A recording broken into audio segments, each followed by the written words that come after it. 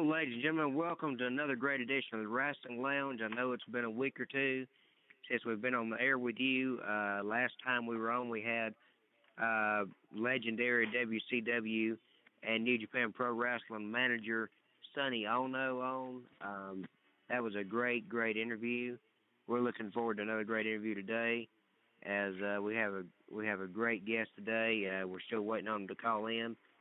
Okay, he has called in. Nature Boy Paul Lee. But before we bring on Nature Boy Paul Lee, I want to let everybody know to please go and check out NWAClassics.com.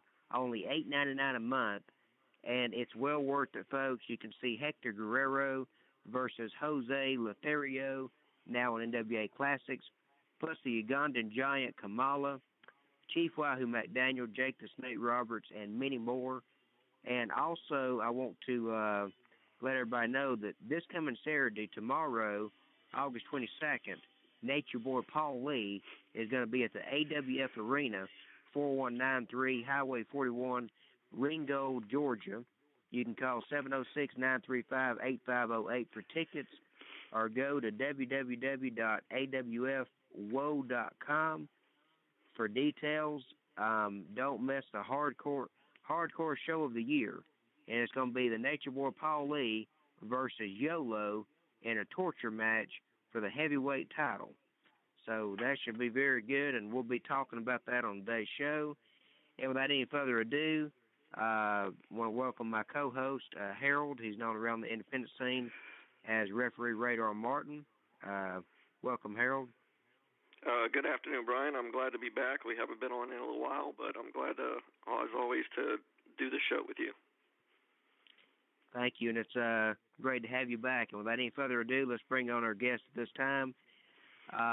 Known around the wrestling world as the Nature Boy, Paul Lee. How you doing, brother? Hey, I'm doing good. How are you doing, sir? Oh, the Nature Boy is doing fine. I'm just always doing my thing, either making people mad or making people love me. Woo! Either way. What inspired you to be a wrestler? I'll tell you what, I always wanted to be a wrestler. I used to go to when I was a kid, my dad was friends here locally in Chattanooga area with a TV host. His name was Harry Thornton, and he was a commentator for the Nick Gulas promotion out of Chattanooga, Tennessee.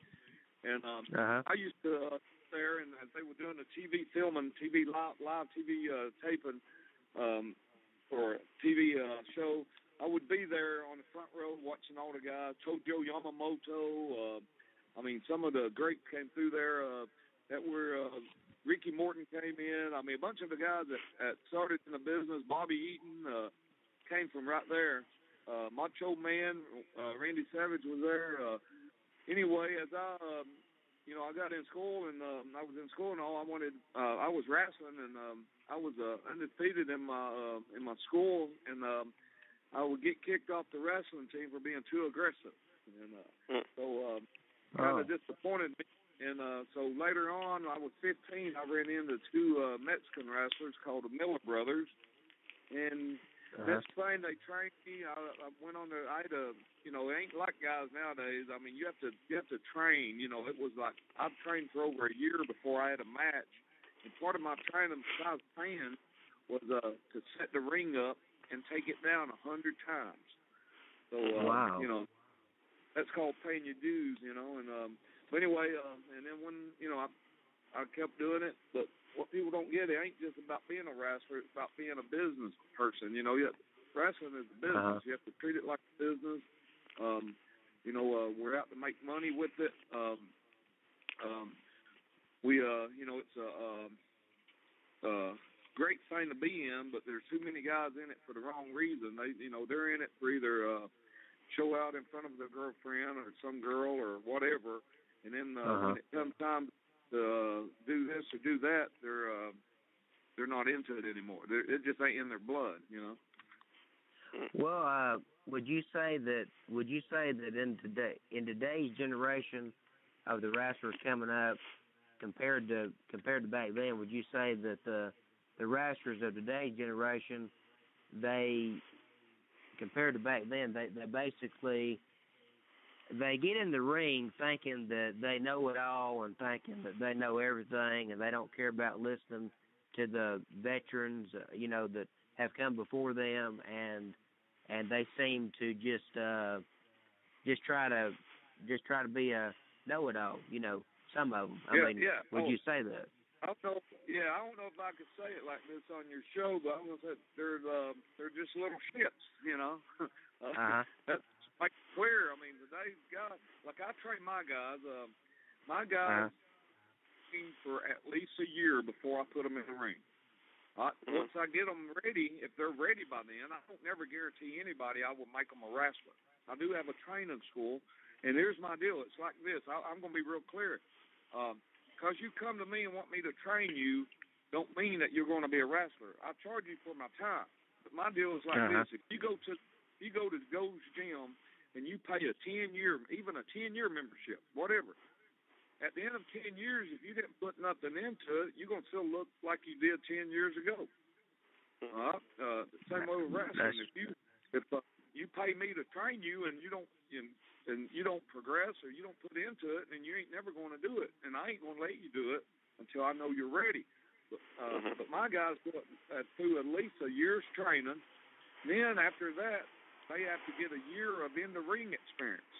Because just because you're and then after once they conclude that, then they get a certificate from me in my school that they're now considered a professional wrestler, and then they get paid to wrestle.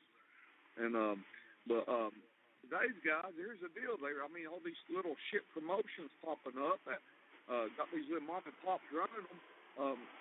That's what's killing the business. Guys are getting in there. I have actually had this one guy came to me. He wanted to be a wrestler. He wanted it. Did he have a shape? Oh, he didn't look like nobody else that walking through Walmart. I'm honest. What professional wrestling is, first of all, we're entertainers. We're supposed to be celebrities. People pay to see you. They want to see something different. They don't want to see some clown out like he's looking, the same guy walking around at Walmart or something. You know what I'm saying? You need to be somebody different. You need to have a look. For instance, I'm just going to give you an example. You won't go to Miss America contest if the girls look like this every Jane, you know what I'm saying? Same way in wrestling, and these guys that getting in it think, well, I can do this because they use this term. This stuff is fake. So they think, and if you ask most of the guys that getting into it now, they was in school, they was either nerds or they never was athletic. And they're but they can run their mouth. That's all they got going for them. They can get on that keyboard behind that computer and put whatever, I got a little poster here, that I like to think of. I told my guys when they come in and want to train, I said, now, if you're this guy here, you ain't never going to make it in the business. And the poster got a fat, nerdy-looking guy sitting behind a computer, and he's telling his mom, hey, Mom, get me a sandwich. I'm busy being a badass on the computer. Okay? And honestly, that's what it is, My deal is I go overseas. I'm an international wrestler. I'm in 40 countries, okay? The deal is, here's the deal. You have to be able to ready to fight anytime. You have to be ready to actually be, to take it from entertainment to actually be something, and today's guys, man, I swear, none of them. I had this one guy, this kid I was training. He came to me, 14 years old. He came to our show every time the doors open. He bought tickets, him and his granddad. Okay, He had to dress up, be Jeff Hardy or CM Punk every time. Well, he decided he wanted to be in wrestling. He wanted to be a wrestler. Skinny kid, whatever. And I said, okay. I told his granddad, I said, I'll tell you what I can do. I said, I don't look down on people that want to get in it early, but I want them to understand don't mean they're going to be a wrestler early. They're getting ahead of my son. He's 21 now. He started when he was 14, but he didn't wrestle till he was 18. He had 4 years experience already under his belt. before other guys did. So he was, ahead of the game. But and I told this kid, I said, look, first you have to have your granddad's parents, consent. You have to be, and then you're just getting ahead of the game. Don't mean you're going to be a wrestler that soon. You're looking at a few years of training. So first of all, in it for 3 months, he couldn't even never finish a workout without whining and complaining that he can't breathe. He needs his asthma spray or whatever. I mean, he walked around like a duck. His feet had duck feet, so I had him doing some squat. I wanted him to start off doing 50 to 75 squats, trying to get him a good posture. He could never get past 3 or 4. I mean, and I told him, I said, his dad came to me, when is he going to be ready? I said, at this pace, he ain't going to never be doing nothing but buying a ticket. And I said, and that's good. Yeah. I mean, one day he might make okay referee, but he, well, I'd be dog. They never came back.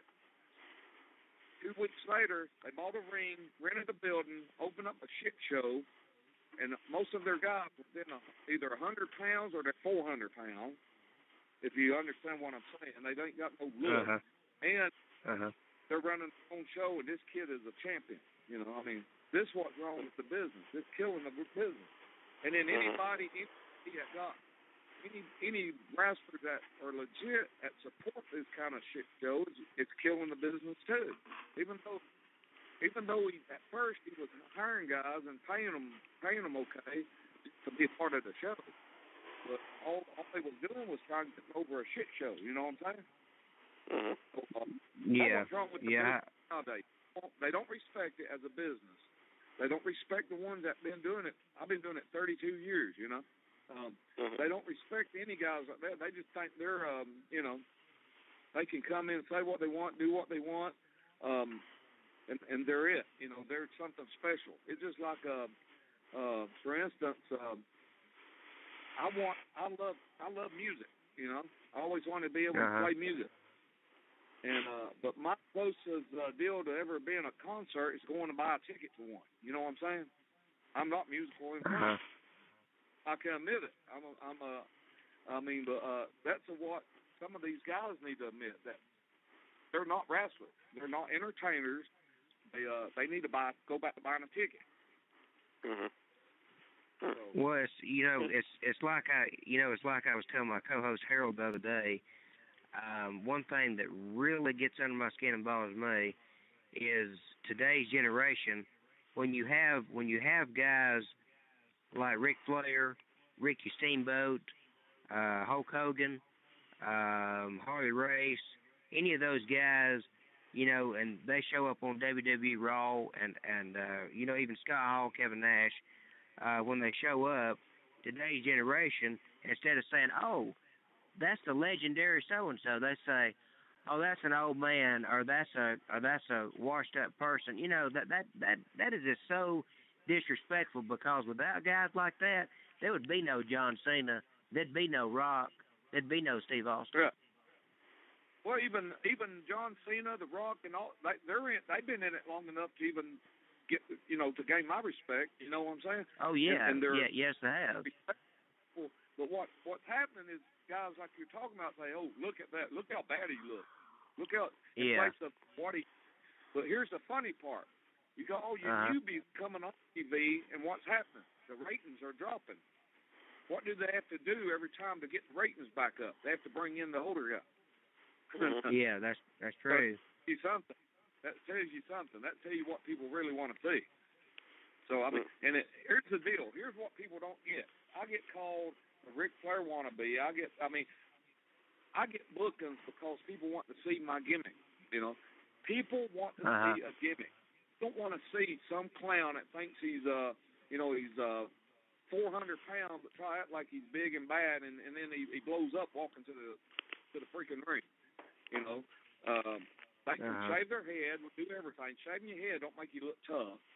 I've seen it all. I've been around. I've been in the United States. I've been from one side of the coast to the other, and in every town, I think, got it. You have good shows, and you got shit shows, and you got guys that think they can compete with WWE, or they can. My deal is, here's the problem with everybody. I'm a businessman. I own 6 other businesses besides being a pro wrestler. If I wanted to just wrestle, I'll make enough money just wrestling that I could just do that as my my business, you know. But I treat it my wrestling like a business. Not boasting, not trying to brag or anything, but I made over $100,000 last year as a wrestler, as an independent wrestler, counting my overseas gimmick. I mean, pretty damn good. I know some office guys that don't make that much. So, according to what other people say about me, I care less, because it ain't what they say, it's what my bank account says. And it says that people want to see a gimmick. I get bookings because people want to see a gimmick. They don't want to see something. Here come Fred Jones. What is a Fred Jones? Oh, they put a picture on there, and it's some skinny kid, ain't got a shape to him. I mean, nobody cares about that. That's posters. Posters don't mean nothing anymore. They want to see something, a gimmick. You know, it's if you go back to the time when the ratings was the best, it was all about gimmicks. And guys don't know how to do that anymore. They just think because they get them some kick pads, and they call themselves a wrestler that they gonna get over. And you know, if you can do a flippy flop move, you know. Yeah, one thing I can say is I remember actually I saw you May 9th at the Big LG Global Takeover. You fought Andy Anderson, and I was sitting out there watching that match with my dad, and my co-host Harold, he actually refereed that show. I think he might have refereed that match. But I was sitting out there watching. Oh, you didn't? Okay. Well, I was sitting out there watching that match, and it was like I went back in time, because it was like watching Ric Flair versus Sting in the younger days when you fought Andy Anderson. I mean, it was amazing. Yeah, and I actually heard. I remember that night too. 'Cause I actually heard people in the crowd actually say, "This reminds me of Starrcade." Yeah. And I thought, that's pretty cool. And actually, Andy, his promotion, they've been wanting us to do a feud, which we were supposed to start. And I'm just waiting on because I think it will sell tickets. You know, it will put people as most definitely. Seats, you know, but people want to see stuff like that. You know, it's they're tired of just seeing people go out there and flip and flop. I mean, I do. Some people. I do like a nature boy with attitude. You know, I do my flair stuff because, and then I add in my own. You know, my own things. But people that just bash people, and because of this and that, saying he's copying this, he's copying that. I know. I mean, Flair came up. He endorsed me. I think out there on the internet something that I paid him $25,000. I don't think so. Matter of fact, he even came up that night to eat. Him and his girlfriend came up to eat with me and my wife, and I told him that I was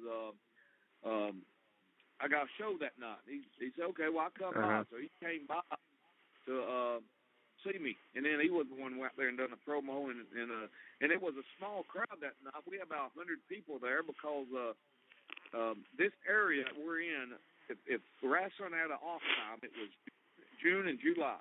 Because in June, we run the first Saturday of the month, except in August and December, we run the first Saturday and then a second show. So we got to build a big shows that month. But in June, we have a big river bend show up here on the river in Chattanooga, and it draws over 1 million people. It's concerts and all kind of festivals, and it's the first week in June. Well, and then the first week in July is the 4th of July, area time period. So everybody going on vacations. So them are the 2 times a year that the crowds are harder to get. You know what I'm saying? So Flair came in around that July time period, and he just showed up. And people, that's Ric Flair coming out of the curtain. And then of course on the internet, Paul paid Flair $25,000 in front of 30 people to endorse it. Well, first of all, if anybody knows Ric Flair, he does not do what you tell him to do anyway. I mean, you ain't gonna pay if he don't want to do it. You know what I'm saying? Like, I'll be Yeah. honest, here's the deal with Ring of Honor. While Ring of Honor and Flair had a little deal, and Flair even told me this out of his own mouth, because we traveled, he said, Ring of Honor paid Flair for three appearances, okay? They paid him for three appearances, and what happened was high dollar, too. I won't even tell you how much. It was some high dollar money. Well, the first appearance, he showed up, he did his thing, a meet and greet, just went out, said hi, whatever. Well, the second one, they gave him a little paper telling him what he needs to say. He shows up, and they want him to go out there and say that Ring of Honor wrestlers are as good, if not better, than WWE. And Flair told him he won't say that. They said, well, we paying you. Well, I don't care what you paying me. I'm not going to say that. It's not the truth. He said, Vince McMahon would be. He said, you ain't paying me to say stuff like that. So anyway, they party their ways, and there were lawsuits and everything because he wouldn't say what they wanted him to. But the deal is, you can't pay Flair to say what he don't. You know what I'm saying? He says what he wants to say when he want to say it. And you got a question, Harold? Hello? Yeah. Oh, sorry about that. I have a question from one of our viewers who sent one through Facebook. He wanted to know about you and Fifi, Wendy Barlow. Is there any chance you guys might be doing any more shows together? We occasionally do some. She ain't really just been doing many shows. She called me not long ago and wants to do some more. Look for us soon. It might be a trio. It might be me and her and Flair again all together.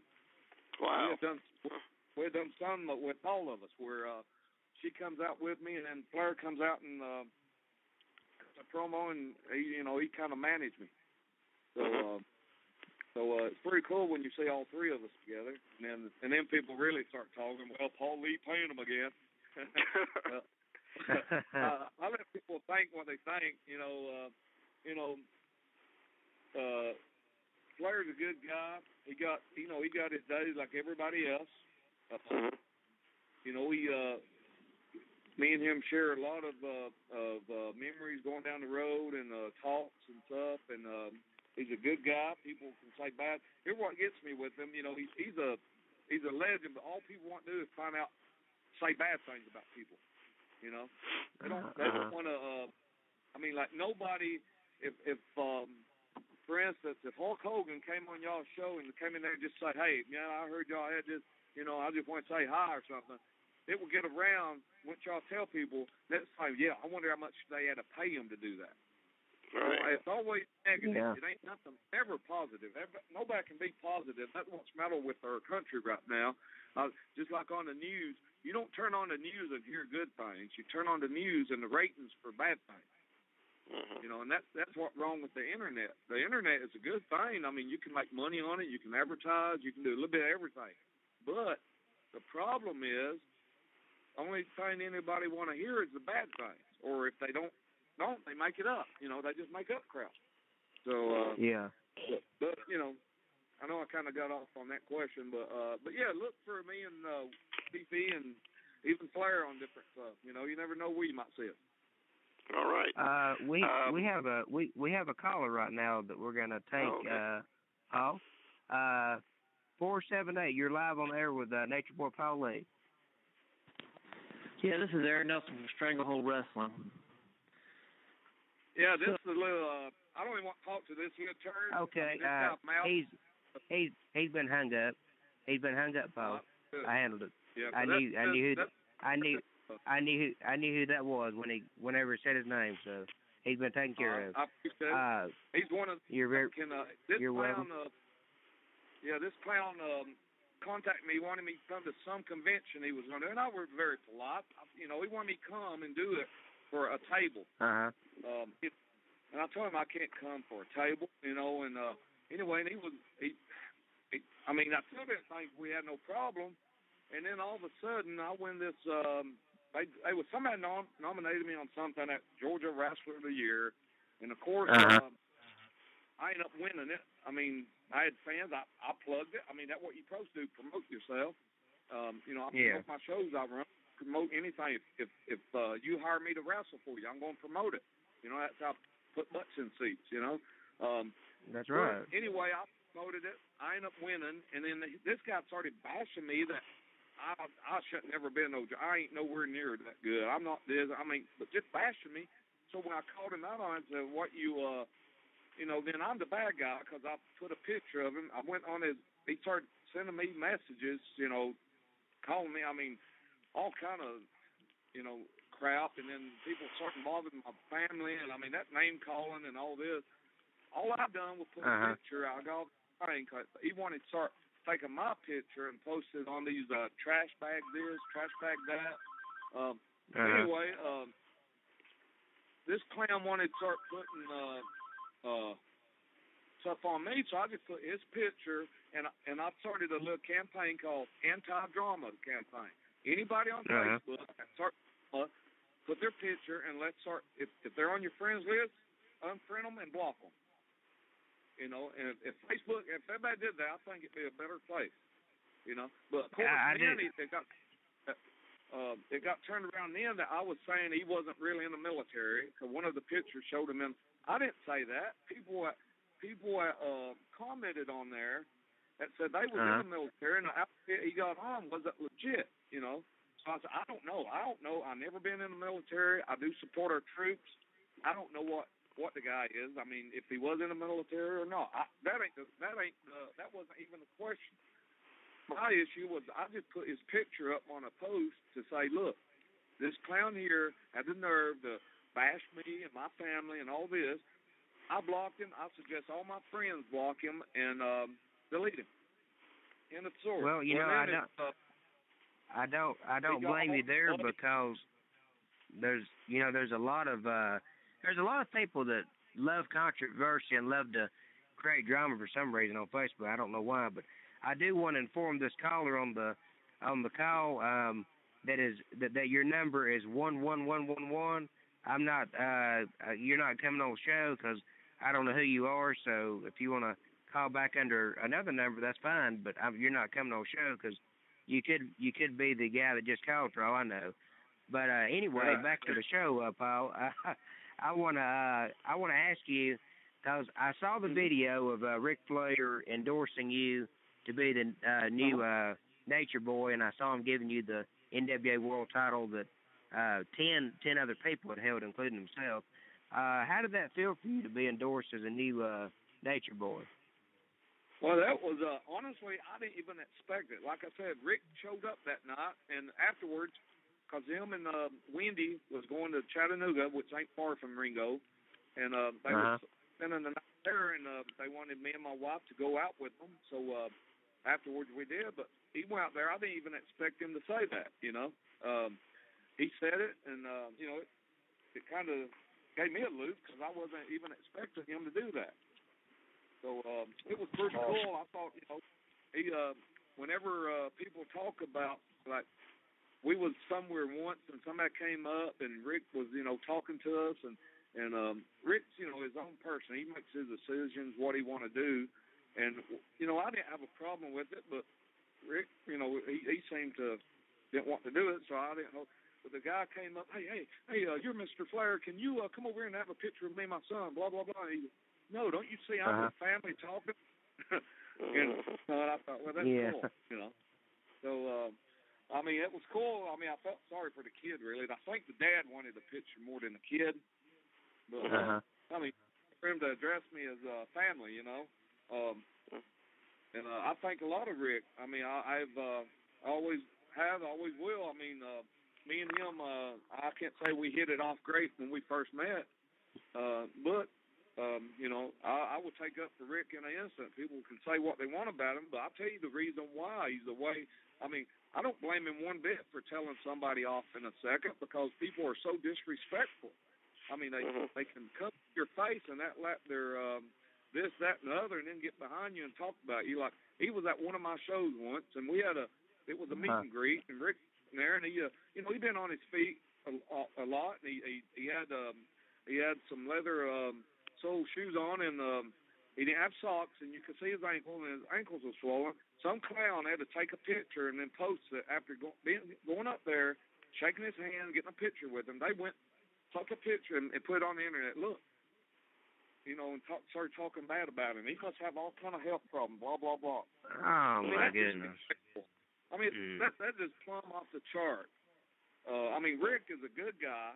He has had his problem, but most of his problems were people screwed him over, and he got that, that kind of bad taste in his mouth now. It's hard to trust people, and I don't blame him one bit. I really don't. Because I feel that way about people sometimes. People that you try to be friends with or be close to, and then they want to bash you as soon as they can't get nothing out of you. You know what I mean? Mm-hmm. Yeah, I don't understand why people are like that. I'll tell you, just up front, I had a similar experience. I called into, do you know who, I know you know who Ryan Clark is that works for WrestleZone? Okay. You ever heard of that name, Ryan Clark? Yeah, that name sounds familiar. Okay. Okay, well, he was hosting his WrestleZone show one day, and he had former WWE superstar on there, I believe it was Shad Gaspard. He was on there, and I called in to ask questions. Well, instead of them actually answering my question, they both started laughing at me and mocking my accent, and called me something, and so then I just hung up the phone. I thought, that's just disrespectful. They evidently didn't have no respect for their fans calling in the show, and Shad Gaspard evidently didn't have any kind of respect either. Yeah, my deal is I believe everybody should give respect where respect's deserved. Like some of the clowns that want call in just to make crap. Or try to start crap. That's disrespectful. They don't even need their time to say their piece because they already run their mouth on Facebook. That's right. But guys, and then make guys that got legit questions or want to, say something, they get like theirs don't mean anything. You know what I mean? But I try to get my people that follow me. I got a group of people, fans that follow me, even like within a 200-mile radius, that will come and watch me perform, and they don't get free tickets. They buy their ticket, and promoters love it because they say, Paul, put butts in seats, nobody will be following you if you weren't no good, first of all. I wouldn't be getting paid good if I didn't know what I was doing. People can have their opinion on everything in this business, but I know the business. I know how to make money with it. I know what I'm doing, and then most of it is with people is jealousy. I can't believe how jealous people are. I am a millionaire. I ain't trying to boast again, but I worked my ass off all my life. When I was 15 and I met the wrestlers, I went on the road. I left then, and I had $300 to my name, and I made what I did and worked, and my wife, she been by my side. We work hard. I don't just do one thing. I do a ton of things, and what I do with my money is my business. I got sponsors that sponsor me to wrestle. I got it just goes on and on. It's how much you put into it. It's you get out what you put into it. If you run a wrestling show and don't advertise it, or like I know some places don't even have a sign in front of their. Well, first of all, my theory is business with no sign is definitely a sign of no business. Okay, that's my one theory. Okay, and that's a good saying. Yeah, and then but if you can't promote it, you can promote anything and it will get over. I'm telling you. I've got my own brand of ATVs and scooters and all this, and I promote them. I've sold a bunch overseas. When I wrestle, I wrestle overseas, I was in South America wrestling, and then Bill Goldberg was on the card with me. I was over there. Well, I wrestled 2 nights, but I had like 3 or 4 nights off before I had to fly back. And places just sitting by the pool and relaxing and enjoying it and all. You know what I did? I went into town. I met up with some local dealers, car dealers, and I ended up selling over $100,000 worth of scooters. I got shipped to them overseas. Wow. Because I was making money on the side. I mean, I don't just stop at one thing. If the opportunity there, why not make money at it? Mm-hmm. And I mean, that's how you make money. That's how you do things. You know, but some guys would just tuck it. Well, I'm getting paid, so I'm just gonna sit and enjoy it. You know, I don't work that way. Anywhere I go, if I find an opportunity, I see if there's some reason to make money, I'm gonna find it. You know, it's just in my blood. That's what I like to do. You know, it's a challenge to me. And my wife says it's a disease, but you know, I guess it's you know. You got a question, Harold? Yeah. Recently we lost another nature boy, Buddy Landell. Do you have anything to say about that? Man, my heart goes out to Buddy. He was great. I was in Smoky Mountain Wrestling, and me and Buddy tagged a few times. Cornette finally put us together as the Nature Boys. We done a few matches. Buddy was having some little issues. Well, I won't get into it. Everybody got demons, you know what I'm saying? But Buddy was always a guy to be around. He was funny as crap. He was a good guy. I wish he had a bigger push in the business because he knew what he was doing. He was comical. I mean, just being around Buddy put a smile on your face. You know what I'm saying? He was a good guy. I really hate to see that happen to him. But he was a good guy, you know. And I'm sure if he was as active in it now as I am during this period of time where you got all the social media, I'm sure he will get all kind of crap too, you know, about trying to copy Ric Flair or what it is, you know. I mean, people are so cruel and rude. I mean, they don't. Here's what I don't get with people. If they don't know what's going on, they make it up. You know what I'm saying? If they don't know the facts, they just make it up. They start believing the facts, their makeup crap. But Buddy, people can say what they want about him. I never had any problem now. Buddy was a good guy. He was fun to be around. You know, a bunch of people might know him a lot better than me. I'm sure that was closer to him, but ain't nothing negative I can even say about Buddy. I mean, except, you know, like every one of us, you know, we all got our little sins or have been in the past or whatever, and you know, but Buddy, the way I got it was married to his wife for 30-some years, and it was just a little. I'm a firm believer in everybody got a time and a place that, you know, it's gonna be their time to go. You know what I'm saying? I think it was just Buddy's time. You know, every one of us, we're gonna live till we die. You know, and we all got a time. And if you worry about wondering what other people think of you or all this, you're just gonna spend your life miserable. You know, I mean, I don't care what people think about me, because as long as they're thinking of me, they're talking about me. And so therefore, like last few days ago, when I was all over the internet, my name was trending over 800,000 times. And wow. I thought that's pretty good for somebody to hate me so much that you're just making me famous. Because I got promoters calling me bookings. I got bookings now all the way up into December of next year. So while I'm thinking about it, I want to thank all them people that maybe be listening right now. Thank you for all that hate, because hate don't hurt. It helps.